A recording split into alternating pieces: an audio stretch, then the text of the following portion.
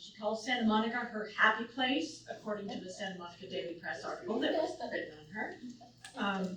She was trained as a concert pianist, and she parlayed her love of music and her skill as a strategist into marketing executive positions in music and entertainment, such as Live X Media, Epic Records, the agency powerhouse ICM, which you've probably all heard of, Warner Brothers Records, and she's always been a philanthropist, though.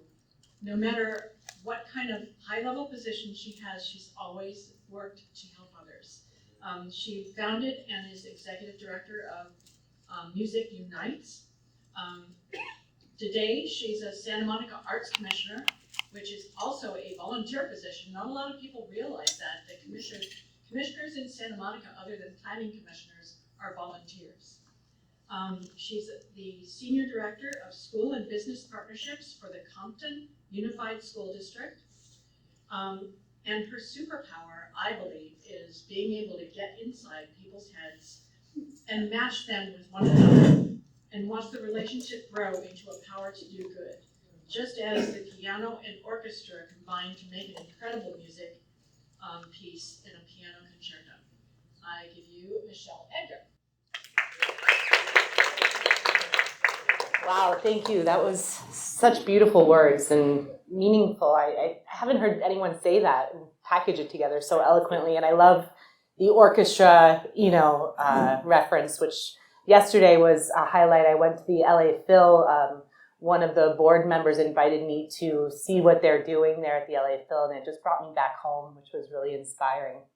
So when I got asked to speak to you all, I said, what a perfect opportunity to really talk about this next chapter in my journey. I call it the drive to serve. So here's the story. The path of least resistance tends to guide us to our true north. I've always lived a life of service. However, in the past 100 days, a new uncharted path into the public sector called. My unexpected pivot led me to my true calling and purpose. I decided to serve two cities in my positions, Compton Unified School District as the Senior Director of Business and School Partnerships and the Santa Monica Arts Commissioner, and be part of impacting and transforming educational change on two levels of my work across the Compton School District to teaching as an adjunct professor at Northwestern Law. I call this next chapter, Drive to Serve. I see myself as a vessel of service and good to impact change. It's about tapping into the inner drive inside of us. What drives you each and every single day? And then it's the actual physical drive to serve. What it takes to get in your car, drive 34 miles a day, to make it to the school district at 8 a.m. 5 days a week. It's a way of life. My drive to serve consists of 8,500 miles a year and 375 hours. That's a year. I took off the vacation days. And that's just the physical drive. You've heard about straight out of Compton. My drive is straight in a Compton, from Santa Monica to Compton. My life of service spans from the streets of Santa Monica to Compton every day, where I get to build community and look to leave a legacy through sustainable, scalable impact, through serving the people of these cities across education, arts and culture, sports, and technology. Sometimes something happens in our lives that shakes us to our core, making us question the why. Will you move on with your life? Those were my stepfather's last words as he gasped for air from his hospital bed, January of 2020. In a matter of weeks, we said goodbye to Arthur Ferraro. Those words struck me to my core as I proceeded to contemplate what he was saying to me. My stepfather was a chief assistant district attorney in Rockland County. I knew the power of law through his eyes. Months ahead, I ran to heal, as I realized it was time to move on from a marriage and process his passing. I had to keep on going. Also, I enrolled into UCLA Law to get my master's, as I saw the power of law through my stepfather's eyes. In a little over a year, I decided to run 2,500 miles. No, it's for real. I became a 2-time All-American sprinter. I competed 9 times, and months later, I realized what he was saying to me. He wanted me to live my best and happiest life. Those months ahead were some of the most challenging, yet most rewarding. COVID hit, and I made the most out of my time. While unleashing the inner athlete in me, I worked full-time, went to law school, and trained daily up to 3 hours a day. I knew I had a deeper calling and purpose. I wanted to create systematic change and scalable impact. Just months before graduating, I received the UCLA Public Policy Award at my law school, and I was recognized for my service work. My superintendent, Darren Brawley, said to me upon receiving the award, "This is just the beginning for you to make an impact. You know you're going into politics." Perplexed and confused by his comment, I questioned him. I said, "What, politics?" I lived a life of service, that's all I knew. What did he mean? I was just getting started. I've been working in Compton for 12 years.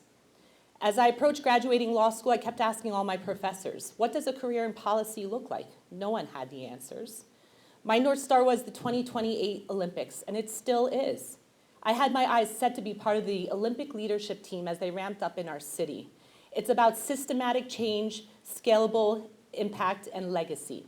However, I've learned to let life's journey move you forth to where you belong, as there are more ways than just one way to contribute and participate. And you might not see the other opportunities that will allow you to impact change in a larger way. Living a life of service is a way of life. I started my career as a journalist and editor at Women's Wear Daily. At 25, I saw a segment on Gustavo Dudamel's El Sistema on 60 Minutes. The story was remarkable. It was about students walking miles to their orchestra practice, some barefoot, just to learn from Jose Abreu. And this academy was built in Venezuela, Caracas. Dudamel was the protege who came out of this program. Like Gustavo, the gift of music was discovered and given to me by my parents at the age of 5. I wanted to give that same gift of music to students who didn't have the same opportunity and access to these programs. My parents discovered the innate passion of piano early on.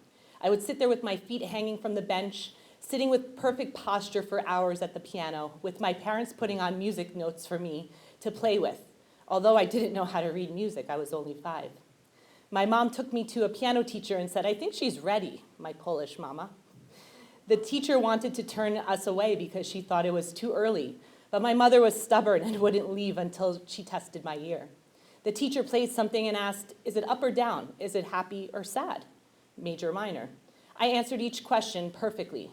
She completed the test and said to my mother, "I think she's ready to begin lessons, and I'm pretty sure she has perfect pitch." From there, I went on to Manhattan School of Music. I studied at Northwestern as a double major in piano performance and journalism and a business minor. My philanthropic passion started at 25 when I wanted to write a check to a music charity and called multiple charities, and they told me to just send the check in and drop it in the mail. That was not good enough. I said thank you, but no thanks. I wanted to see the change and impact I could make through donating. That's when I decided to start my own nonprofit, Music Unites, empowering youth through music education by funding after-school music education programs. I started after-school programs across New York, Chicago, Los Angeles, and funded the Music Unites Youth Choir, bringing students across the 5 boroughs together for our choir. And then I started my history in Compton with the Music Unites Orchestra at Centennial High almost 12 years ago. As a community builder and someone who constantly looks to provide opportunities and platforms to connect others, I started the XX Project, a women in leadership membership community empowering women in business through powered networking panels and events across the country. We highlight a diverse group of women across industries to propel partnership and collaboration. Now Santa Monica, it is my happy place. Santa Monica has always been my home. The smell of the ocean, the quaint neighborhood-friendly vibe where everyone knows one another. It's a true community that supports one another. It's a key city that everyone turns to in Los Angeles with so many prominent businesses and cultural happenings. As an arts commissioner in the city, I hope to help shape and create unique opportunities that elevate Santa Monica to be further recognized as a cultural epicenter, especially with the lead up to the major sporting events from the World Cup to Olympics, not to mention next year's 150th anniversary. I created Salsa Way as part of the Santa Monica Piers Locals Night, which has been going on for the past year, bringing salsa to our community. Additionally, recently I launched Community Collective at the Viceroy, bringing together leaders from the West Side to propel collaboration and partnership in our community. And starting in June, I will be helping spearhead Bergamot Art Station, which is a very important historic arts center in our city. My work across the educational landscape with my work from Compton to being an adjunct professor is to help pave the way to success for the next generation of students by providing them with equitable access to opportunities across music, art, sport, and technology, building upon curriculum and providing them with real-life experiences and access to mentors opens once-in-a-lifetime doors that can change a student's life. My priorities to further CTE pathways, along with encouraging students to go to college and providing them with knowledge and resources through the fusion of arts, technology, and sports. Mentorship is always key. With the opening of Compton High scheduled for fall of '25 across 64 acres, Dr. Dre has contributed $10 million to build a performing arts academy with a 900-seat theater with an opportunity to change the game in Compton. As Dre shared, I wanted to give young people in Compton something they had never seen.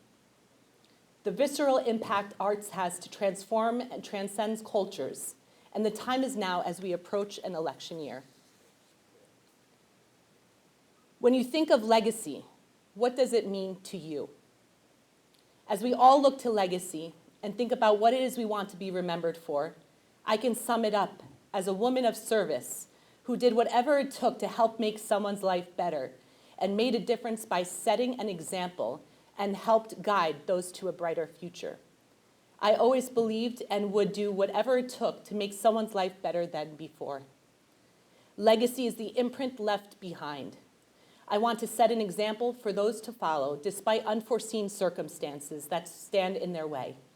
I want to ensure young people know their futures are bright and leave pathways for future generations, leaving a legacy of influence to live on. True legacy is the impact we can leave on people we love. I want to transform and create an impact on my city and community, creating a lasting legacy that penetrates culture. Now, food for thought. I issue you all a challenge. How will you serve in a new and impactful way this year? What's your drive to serve? I challenge you to serve and be a vessel of good and service to your community each and every day and change a few lives along the way. Thank you very much for this opportunity.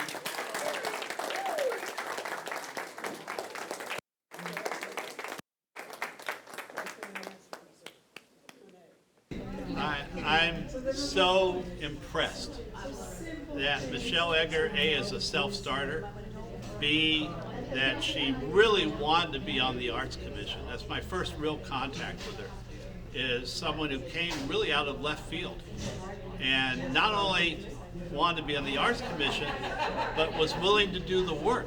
And not only willing to do the work, but lay a roadmap to get the job done. So I'm thrilled that she's involved in Santa Monica. I'm thrilled that she's an arts commissioner because the Arts Commission needed that extra push, that extra jump.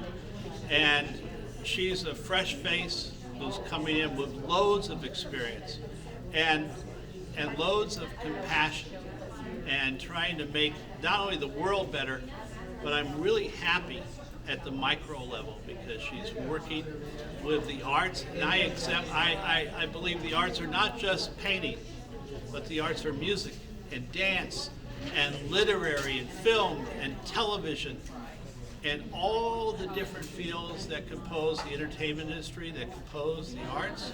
That's all very important to me. Michelle EDGAR, she's doing it, and I love that. Compton, to my knowledge, was always a very downtrodden district. To me, look, if we don't give young kids and teens a chance, an opportunity, a way to move forward, we fail them for life. And so many kids, so many teens in a place like Compton have failed in the past. They have a few shining examples, but they don't have as many as other cities. I want Compton kids to have that same opportunity and growth to be alumni who have succeeded. And they need that roadmap. Michelle is helping with that roadmap. She's opening their eyes to arts, to entertainment, to scholarships, something those kids need. doesn't matter if it's a big scholarship, although I hear she's obtained some big ones.